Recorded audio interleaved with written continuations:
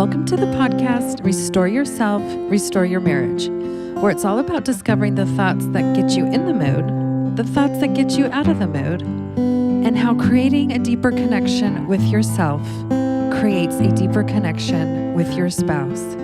I'm your coach, Shelly Anderson, coaching you through life, love, and intimacy. This is episode number 197. Sex in marriage is a scam. Oh no, say it ain't so. Is this what's happening? Is this our reality? Right? We have these ideas of what we think sex is going to be like before we get married. We're so idealistic, we're romantic about it. And then we get married and we're like, uh-oh. This is not what I thought it was going to be, right? So let's take a look at this. A lot of times when I start working with a couple, or even in some of my podcast episodes that are on YouTube, and I get these comments, especially from the men, the husbands, who are like, hey, this is a scam. This is not what I signed up for. And the interesting thing is that their wife is saying the same thing. Maybe not so much in those words, but they also are having similar thoughts and feelings like, hey, this is not quite what I thought it was going to be. This is not what I signed up for. This is all a big sham. Now, what's interesting is that when we don't go into marriage and into the sexual aspect of the marriage with a solid game plan, especially when it comes to intimacy, we are going to end up with some challenges. That is the natural course of things. But we don't always know that that's what's going to happen. And then we are surprised when it does happen. And we can often really start to think something has gone terribly wrong. So when we don't have a plan in place of how we're going to address sex and even the challenges that come up with sex, we are not going to make progress. We are not going to move forward. In fact, usually what happens is we get more stuck. We get deeper entrenched in the problems, in the challenges, and we don't know how to get out. So they just keep cycling. This is not so fun. This is not a fun place to be, right? We're not using a successful system for married sex. We're not using one. We don't even know one exists, let alone where to find it, and we're not using it.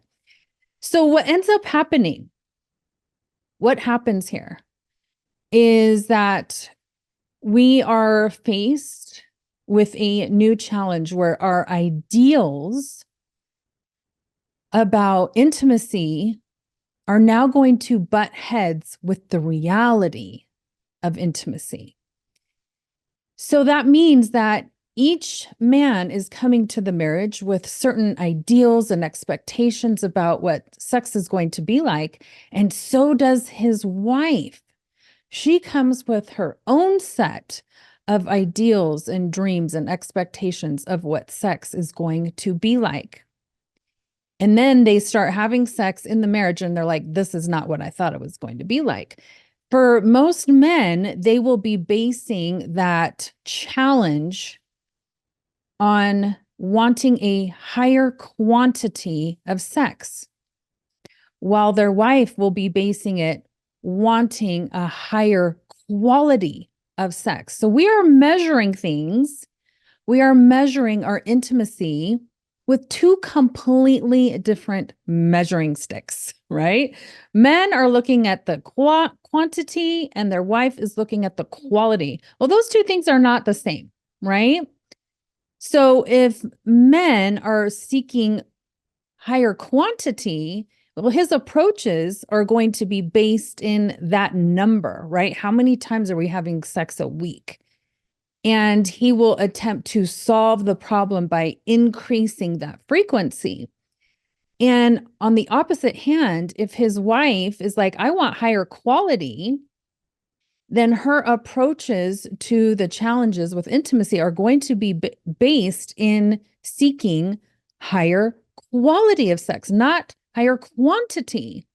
And so they will both have two very different approaches to try to improve things so that the reality can meet their ideal, right? So husbands will be approaching increased quantity and wives will be trying to increase the quality. And these two are not going to go hand in hand if we don't have some kind of system in place. So they both had expectations which were very different of what sex would be like once they had their committed spouse, right? The love of their life. It was filled with ideals, fantasies, dreams of what that was going to be like. And then they realized reality was so different from their ideal. And these two things, the fantasy and the reality, they butt heads. And the biggest challenge we face is that we don't know what to do with that. We don't know what to do. We've never been taught what to do when things go south with sex. And so what ends up happening is that we don't realize that we're just missing a skill. We're just missing a system, a successful system from which to operate when it comes to sex. We're just missing one or two things, right? That could make a world of difference. And so when we don't know what to do, when we don't know we're missing a skill, we don't know that we're missing a successful system for sex, we end up horribilizing our spouse. We make them into a monster, right? And we start to think, my spouse, like they kind of knew what they were doing, right? Husbands will start to think, my wife knew she wasn't really going to be into sex. She tricked me, right? That's why they start to think like this whole marriage thing is a scam. And a wife will start to think like, hey, when we were dating, it wasn't all about sex. We had all these other components and aspects to the relationship. And I thought all that would continue once we got married. And then sex would be like the icing on the cake, the cherry on top. And then she starts to horribilize and monsterize her husband and was like, you knew this. You knew that once we got married, all those beautiful things that we built our relationship on would go away and all you would care about is sex. You knew that. You tricked me. Right? So that's how we start to think about our spouse. And then we don't know what to do with these negative thoughts and these negative feelings. And that is a challenge. That's a big challenge. So what do we do? What do we do with this, right?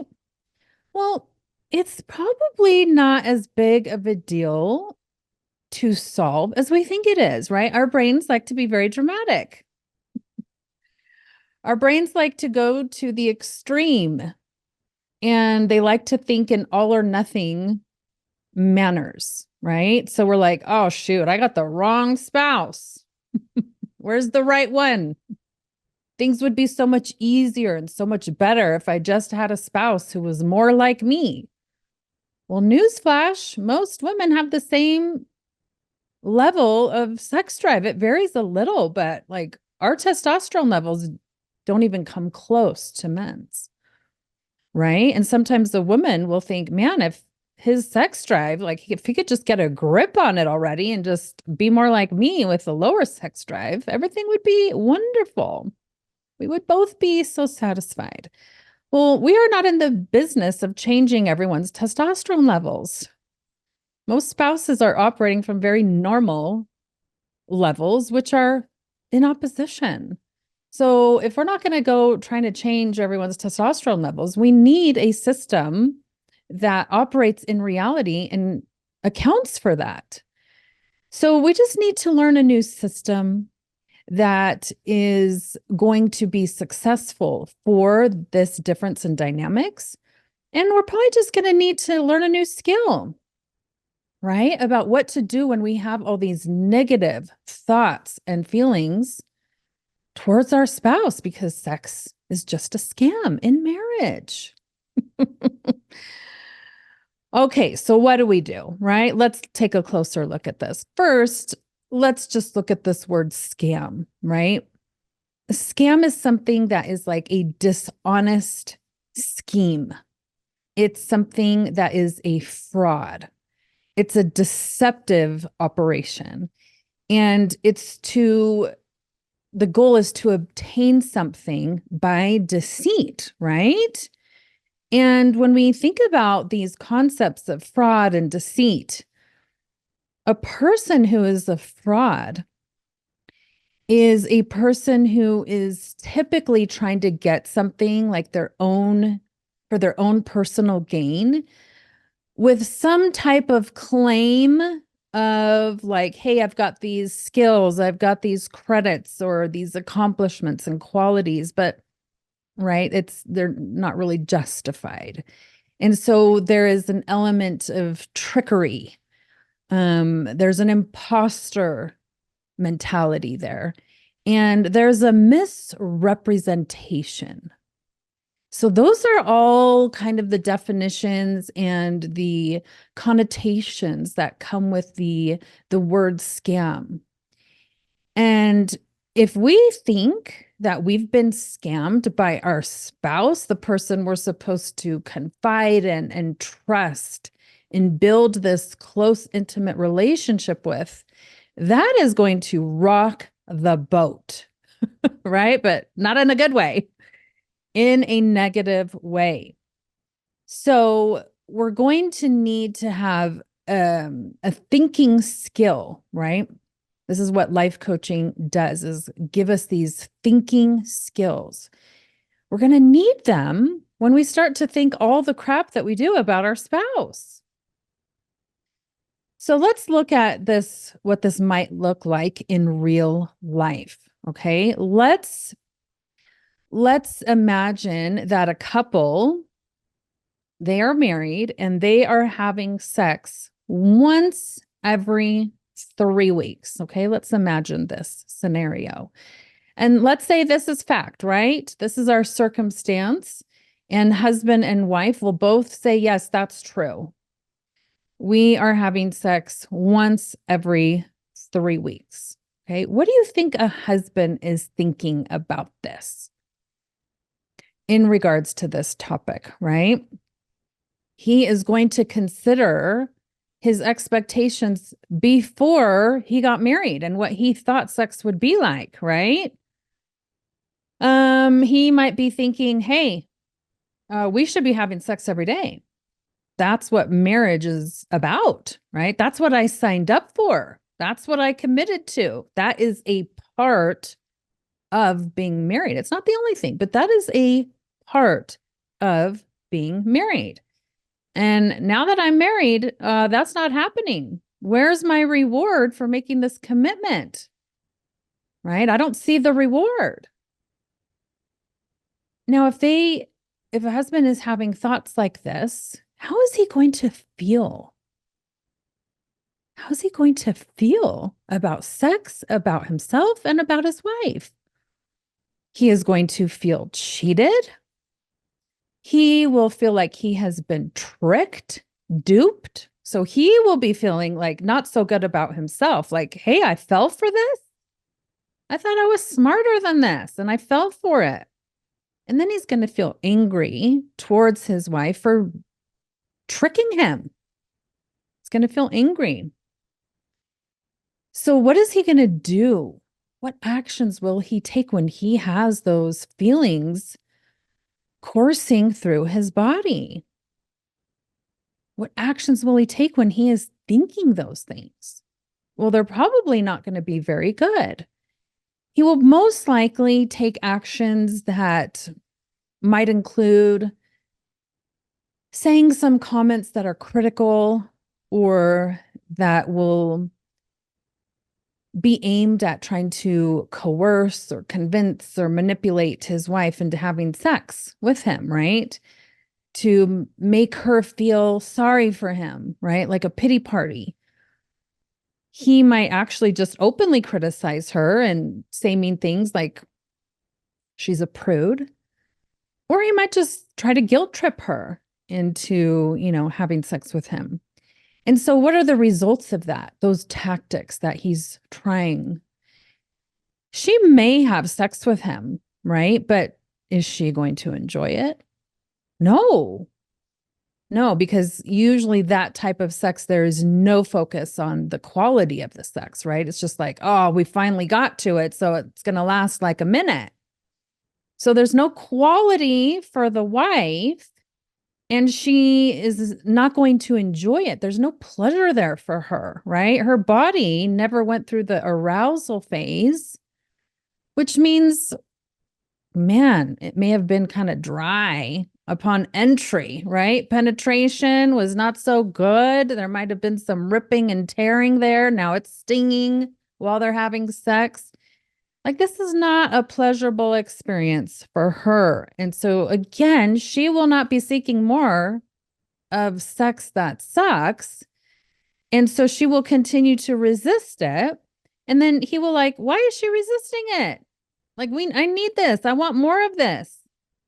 She will become more resistant, and then he will be seeking it out even more, right? He will feel justified, like, see, she doesn't want it. I need to keep going after it. This creates that cycle.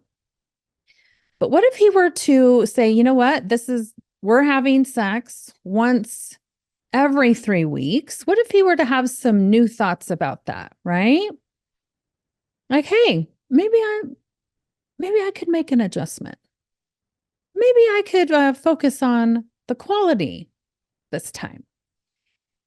Maybe he could have a thought of like, you know what? We both kind of went into this a little naive. We didn't know what we were getting into. Right? We thought it was going to be this way, but it wasn't. Man, we were young. Right? We were just naive. That's all right. What if he were to think, you know what? This is not on purpose. She's not like withholding on purpose. We're committed to each other. We'll figure it out. It's coming. We'll get to this. What a different approach, right? What a different approach. That could really infuse a husband with some feelings of compassion for himself and for his wife and just for their marriage. Like, hey, we're just missing some important information. And maybe he might even feel like more united with her. Like, man, she must be feeling something too. This is kind of sucking for the both of us. We're in it together. With those types of thoughts, a husband, instead of just being angry and resorting to controlling tactics, well, now he might feel more motivated to try something new. Hey, maybe I just need to spend a little more time on the arousal. Maybe I need to do what Shelley was talking about, right? Get a system of sex for married couples that's actually successful. Maybe I need to jump on board that system and start with step number 1, because I haven't been doing that. Maybe if I start with step number 1, things will go better. And so then maybe we educate ourselves, right, about the system. And we start trying it, right? We sign up, we take the course that Shelley offers about this. And then the next time we have sex, we start with step 1. And you know what? Whoa.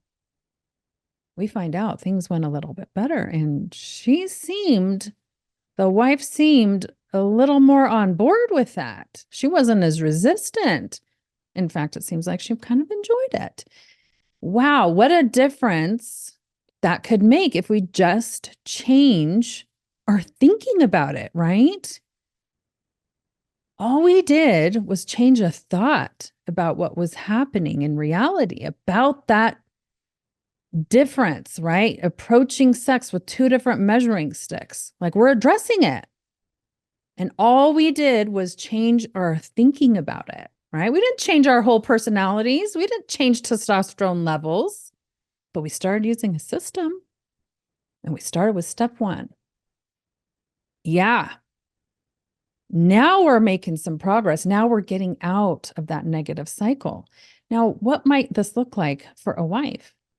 We take the exact same circumstance, right? We're having sex once every 3 weeks. And she might think, you know what? All my husband cares about is sex. He's just coming for it every day. Seems like that's all he wants. It's all he thinks about. It's all he craves. What happened to the romance? This is not what I signed up for. If she's having those thoughts, how does she feel? She's going to feel like there's a loss there, right?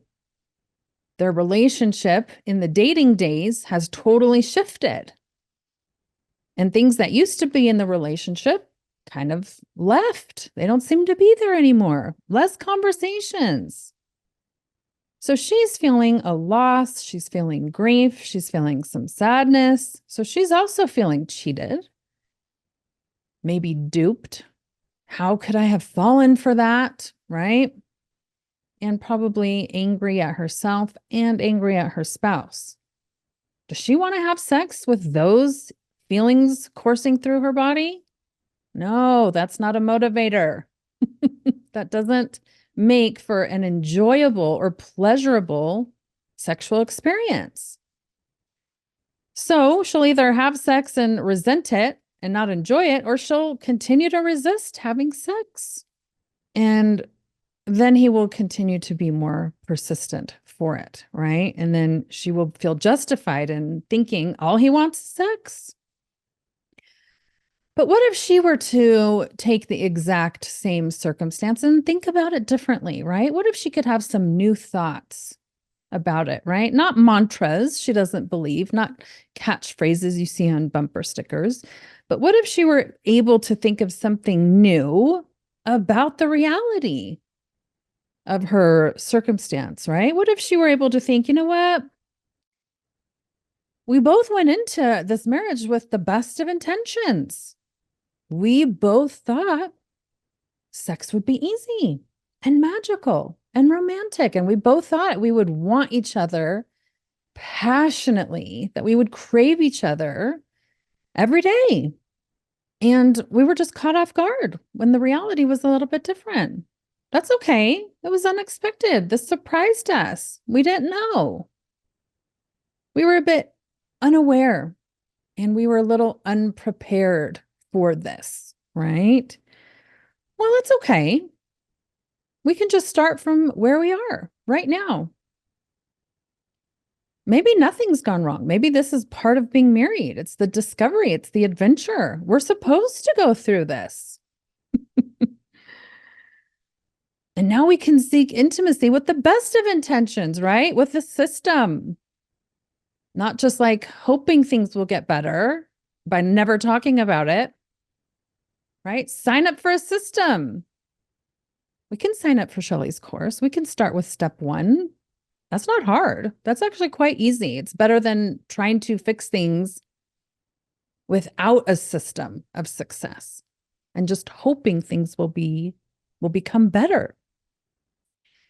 If a wife were to have some thoughts like this, does she feel resistant to sex? Does she feel angry at her husband? No. How would she be feeling with those kinds of thoughts? She would feel curious. She would feel a little intrigued, a little interested about trying a system that would actually address the quality of sex and not just the quantity. She's like, wait a minute.